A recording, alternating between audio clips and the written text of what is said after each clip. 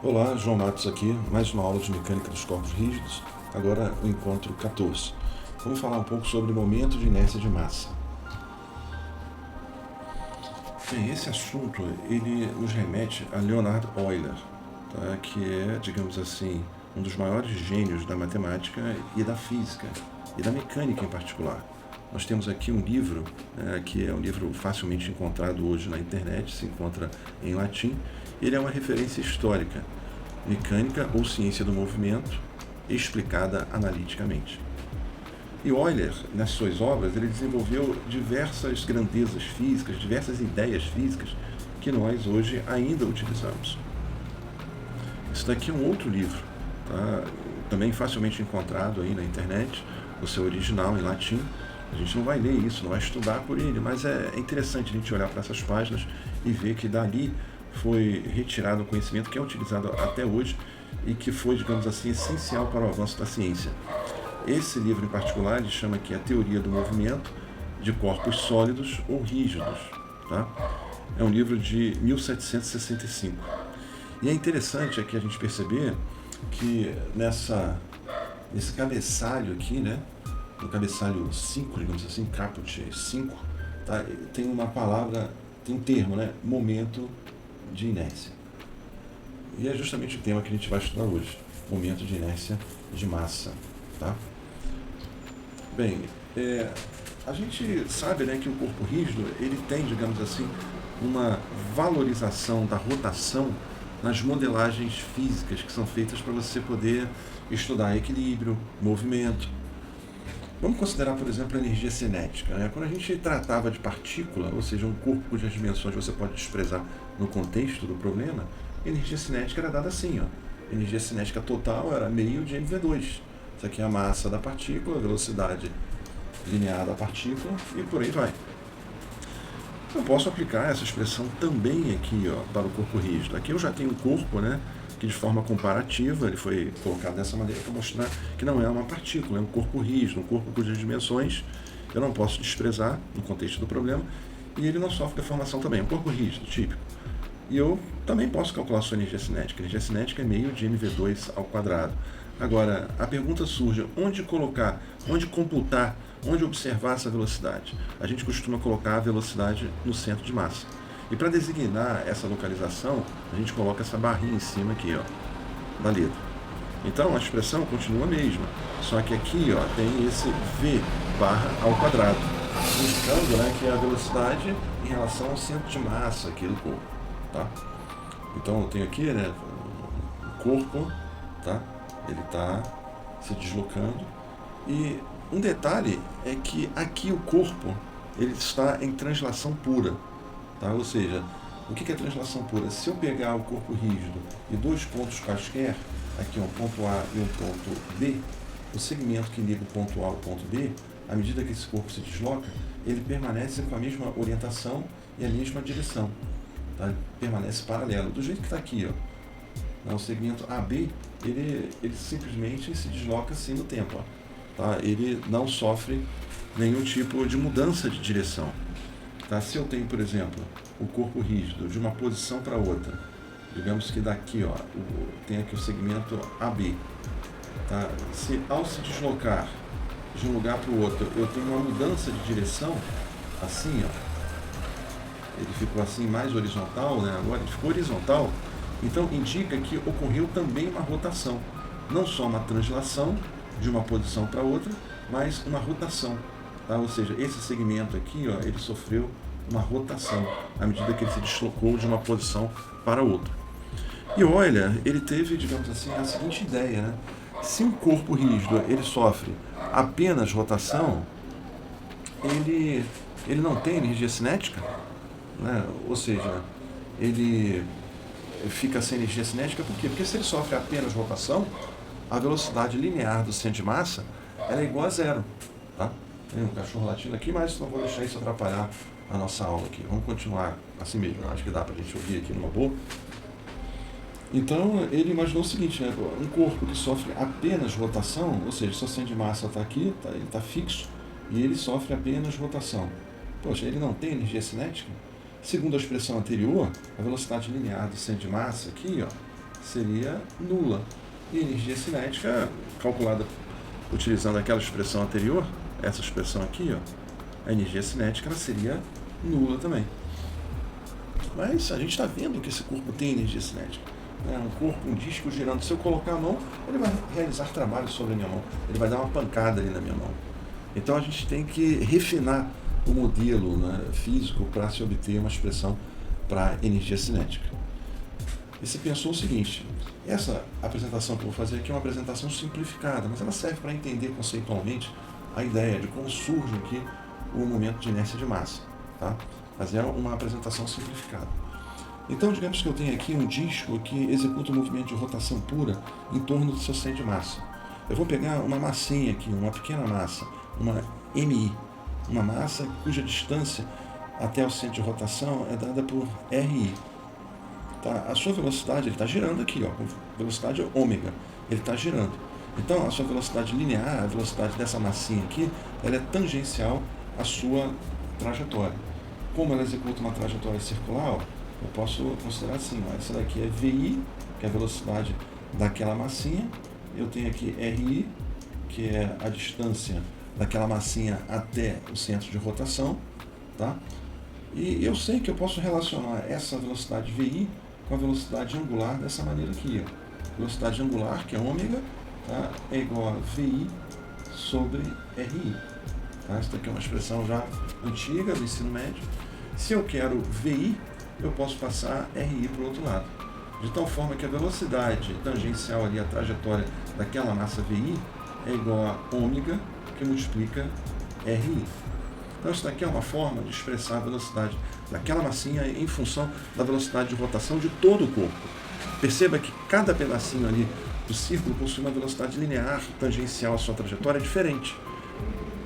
Ou seja, aquelas que se encontram à mesma distância possuem a mesma velocidade, mas à medida que eu vou aumentando a distância, tá, ou diminuindo, eu tenho outras velocidades. Mas todas essas massinhas possuem a mesma velocidade angular. Então, eu vou calcular aqui, ó, a energia cinética da massinha. Eu vou pegar aquela pequena massa ali, ó, e eu vou calcular a energia cinética, utilizando aquela expressão anterior.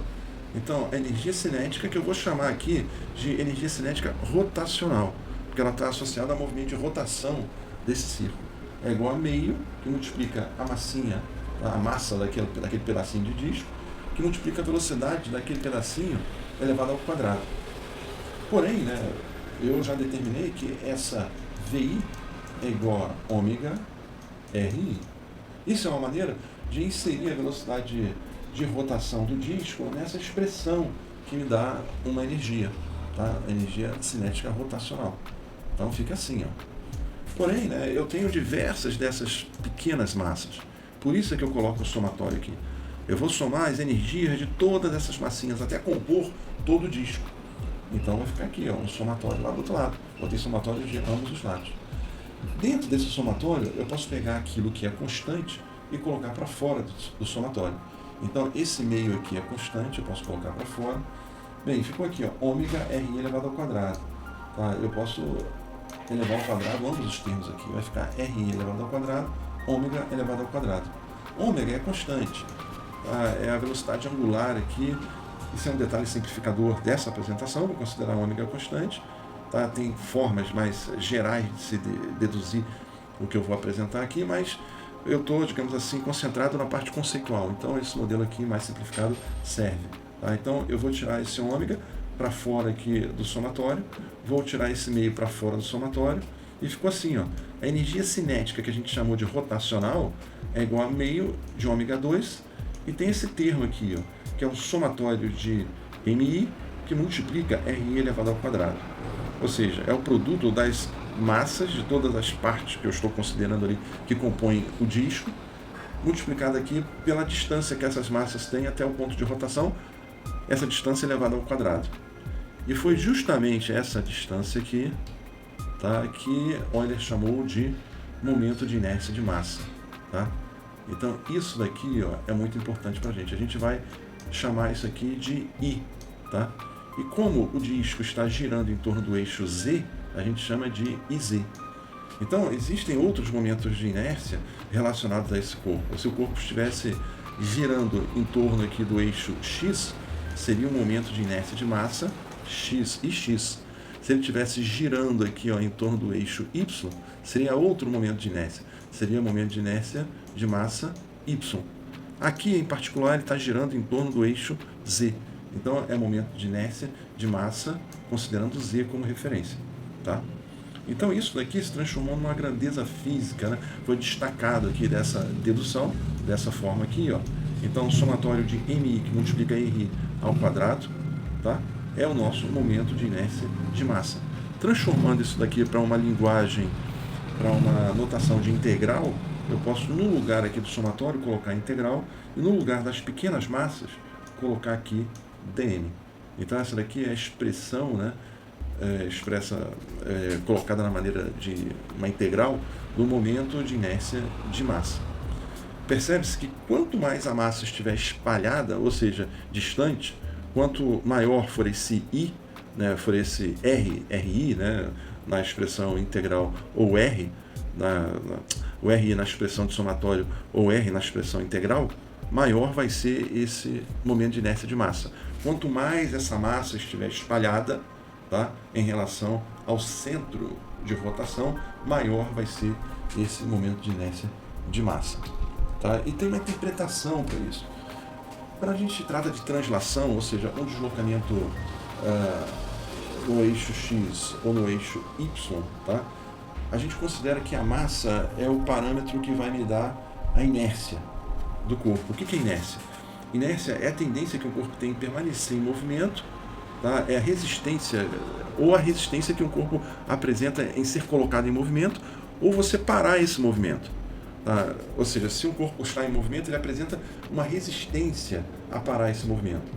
E se um corpo está parado, ele apresenta uma resistência a ser colocado em movimento. Tá? Então, essa resistência a ser colocada em movimento ou parar o movimento, a gente chama de inércia. E uma quantificação dessa inércia do ponto de vista translacional é a própria massa do corpo, do ponto de vista de translação, ou seja, movimento horizontal ou vertical. Agora, quando eu tenho uma rotação, tá, ficou refinada, digamos assim, essa ideia de inércia. Ela não só depende da massa do corpo, mas depende também de como essa massa está espalhada em relação ao eixo de rotação. Tá? Por isso é que esse momento de inércia de massa, ele é, digamos assim, considerado uma quantificação da inércia rotacional. Então agora a gente tem a ideia de inércia refinada, está mais sofisticado, tem a inércia translacional e a inércia rotacional. E para quantificar a inércia rotacional, a gente utiliza o momento de inércia de massa, tá? Que é o I. Então, a nossa energia cinética agora, ela vai ser agregada de um outro termo, que é esse daqui, a energia cinética rotacional, que é meio de ômega 2 I, tá? Então, a energia cinética total de um corpo agora, ela, deixa eu voltar aqui, só um minutinho, ela ficou maior, né? A gente pode falar dessa forma. Cadê o meu pincel? Tá aqui. Ela ficou assim, ó. A gente vai ter aquele termo de sempre, meio de mv2 elevado ao quadrado, com uma barrinha em cima, que eu estou considerando 100 de massa, mais meio de I ômega 2. Então, isso daqui, para um corpo rígido, vai ser a energia cinética total. A gente tem agora uma parte que se refere à translação, que é meio de m v barra 2, e uma parte que se refere à rotação, meio de I ômega 2. E é fácil de guardar, né? Porque eu tenho aqui, ó, o M a gente já viu, né? Eu acabei de falar, é uma quantificação da inércia translacional. E o I é uma quantificação da inércia rotacional. Então, são termos correspondentes, ó, ocupando a mesma posição aqui, ó, tá? E logo depois, ó, vem a velocidade, tá? A velocidade aqui, ó, linear, e a outra velocidade de rotação. As duas, né, elevadas ao quadrado. Então são expressões análogas, né? Expressões muito semelhantes. Nos próximos problemas envolvendo energia mecânica, a gente vai utilizar muito essa nova versão da energia cinética, tá?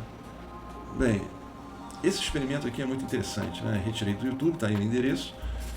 Mostra aqui, ó, dois corpos circulares descendo aqui essa rampa. Esses corpos, eles possuem a mesma massa. Tá mais barulho aqui, mas a gente continua. Eles possuem a mesma massa e são liberados na mesma altura. E a gente vê que o corpo ali, ó, de madeira, ele chega mais rapidamente ao final aqui do experimento, né? Ali a base do experimento, que esse anel metálico, tá? esse disco metálico aí. E por que isso? Bem, a gente observa, né, eles possuem a mesma massa, tá? Isso faz parte ali do experimento. Por que um chega mais rápido do que o outro? Porque a massa do objeto metálico, ela está mais espalhada em relação ao centro de rotação. E se você lembra lá da expressão do momento de inércia de massa, tá? Momento de inércia de massa, eu vou colocar aqui, ó, olha só, integral de R ao quadrado dm. Ou seja, R é o quanto a massa está espalhada. Quanto mais a massa estiver espalhada em relação ao centro de rotação, maior é esse momento de inércia de massa. E o que eu falei? O momento de inércia de massa é a quantificação da inércia rotacional. Ou seja, quanto maior for o momento de inércia de massa, mais difícil é você colocar um corpo em rotação. O momento de inércia de massa do disco metálico é maior que o momento de inércia de massa do disco de madeira. Então é mais difícil que ele entre em rotação. Ele possui uma resistência maior a ser colocado em rotação. Uma inércia rotacional maior. Ele demora mais, ó, a entrar em movimento. Ok? Então a gente já está conseguindo explicar alguns experimentos físicos baseados nessa nova grandeza, tá? Que é o momento de inércia de massa. E é aquilo que eu falei, né? Agora a energia cinética, ela ficou um pouco maior. Ela ficou aqui com dois termos. Então, nesse disco, né, que se encontra em movimento, agora eu tenho uma translação e eu tenho também uma rotação. Eu tenho dois tipos de movimento. A energia cinética referente à translação é esse termo aqui, ó, meio de mv2. E a energia cinética associada à rotação é esse outro termo, meio de I ômega 2. Ok? E como é que a gente calcula, né, esse momento de inércia de massa? A gente vai calcular de todos os corpos que a gente precisar? Bem, já vou adiantando que não. Tem alguns corpos que são complexos do ponto de vista geométrico. Então, o cálculo desse momento de inércia já constitui um problema imenso em si. E se você tiver depois um problema mecânico envolvido, aí fica, digamos assim, algum tempo, né, um tempo razoável para você resolver os dois. A obtenção do momento de inércia e a obtenção, por exemplo, de outros parâmetros, como a velocidade linear, velocidade angular, tá? Então, quando a gente precisar de algum momento de inércia, a gente vai consultar uma tabela. Mas, para não deixar vocês aí de água na boca, né, para como é que se calcula o momento de inércia, eu vou fazer aqui o mais simples que tem, só para dar uma ideia, né, de como se calcula o momento de inércia de massa. Então, eu tenho aqui, ó, vamos lá, obtenha um momento de inércia de massa da haste da figura em relação ao eixo Y. Ou seja, eu estou me referindo, ó, a esse eixo aqui. Considerando que a massa, considerando que a mesma possui a massa específica de ρL. ρL é uma massa específica linear, constante, massa M e comprimento dl. Então isso aqui é um problema adaptado, né, que eu tirei lá do livro, que é uma referência aqui para o nosso curso, que é o livro do B. Johnston, tá? A gente utiliza basicamente dois livros, o B. Johnston e o Hitler. Então esse daqui eu tirei do B. Johnston. Então eu tenho que modelar isso antes, né? Eu sei que esse momento de inércia em relação ao eixo Y, tá? Ou seja, a resistência desse corpo aqui em realizar uma rotação em torno aqui do eixo Y. Ele é igual a integral de R2 dn. Então eu tenho que achar esses infinitesimais aqui, nessas pequenas massinhas, tá? Que constituem essa barra. Então eu considero a seguinte modelagem. Ó. Eu vou pegar aqui a distância de cada pedacinho, de cada DM que eu considerar até o ponto de rotação, eu vou chamar de x. O comprimento total da barra é dado aqui do enunciado do problema, que é L. Tá? E essa pequena massinha, ela tem um comprimento dx. Então, considerando isso, eu já estou apto a modelar aqui a minha situação. Quando eu digo modelar, é modelar fisicamente, matematicamente, para obter o meu momento de inércia de massa. Tá? Então, vai ficar assim, ó, momento de inércia de massa. Aqui, ó, é essa expressão integral. Então, né, cada dm, tá, a distância r até o ponto de rotação aqui foi representada por x. Então, fica assim, ó, x elevado ao quadrado, dm. Eu tenho que fazer essa integral aqui. Mas aqui eu tenho duas variáveis, né? Eu tenho dm e x. Eu tenho que expressar esse dm na forma de x ou o contrário. Eu tenho que arranjar uma maneira de ter uma única variável que eu possa integrar aqui. Mas o problema me forneceu dados suficientes para poder manipular isso aqui. Ó. Como a massa específica linear ρ é constante, eu posso escrever assim. Ó. A massa específica linear é massa sobre comprimento. Então, a massa total da minha haste sobre o comprimento total, m sobre L, é igual a uma pequena massinha, ou seja, um dm de massa, sobre um dx, ou seja, um pequeno comprimento. Tá? Ou seja, essa razão entre massa e comprimento, ela se repete em qualquer magnitude. Pode ser para toda a barra, ou também para esses infinitesimais aqui, para algo tão pequeno quanto eu queira. Tá? Então, eu vou utilizar isso para poder tirar dali, ó, o meu dm. Tá? Então, ó, como eu tenho aqui dm sobre dx é igual a m sobre L, eu vou passar dx para o outro lado. E o meu dm vai ser m sobre L, que multiplica dx. Dessa maneira, ó, eu posso colocar isso daqui dentro da minha integral, de tal forma que eu vou ter uma única variável. Tá? Aqui, ó, isso daqui vai para dentro da minha integral. Tá? Vai aqui, ó, no lugar do dm. Então fica assim, ó. E eu vou integrar isso em que limite? Eu vou integrar de 0 até L. Então a minha integral fica de 0 até L, x ao quadrado dm, no lugar de dm eu coloco aqui, ó, m sobre L dx. M sobre L vai aqui, ó, para fora da integral. Então fica assim, ó, m sobre L, e fica assim, ó, integral de 0 a L de x ao quadrado dx. Isso aqui é uma integralzinha simples, né? Da x elevado a 3 sobre 3, de 0 a L. Então, isso daqui, colocando os limites da integral, tá? Eu tenho ml, que multiplica aqui L elevado a 3 sobre 3. Então, cancela um L com esse L aqui. Eu tenho que ml ao quadrado sobre 3. Então, isso daqui, ó, é a expressão do momento de inércia de massa para essa haste aqui, quando eu considero a rotação em torno desse eixo, que aqui nesse sistema referencial é o eixo Y. Se eu tiver a rotação dessa haste em relação a outros eixos, eu vou ter que calcular aqui novamente a integral ou utilizar outros métodos. Tá? Mas eu vou encontrar isso daqui nas tabelas. Então, se eu tiver, por exemplo, um problema de mecânica envolvendo energia cinética dessa barra e ela estiver sofrendo rotação e eu precisar calcular a energia cinética dela, utilizando essa expressão aqui, ó, meio de I ômega 2, o momento de inércia que eu vou utilizar aqui, ó, tá? Obtido. É a sua massa que multiplica o seu comprimento elevado ao quadrado dividido por 3. Esse é o momento de inércia dessa haste. Ok? Bem, na próxima aula, que é uma aula de energia mecânica em corpo rígido, a gente vai utilizar muito essa nova grandeza. Ok? Vejo vocês lá então. Até mais.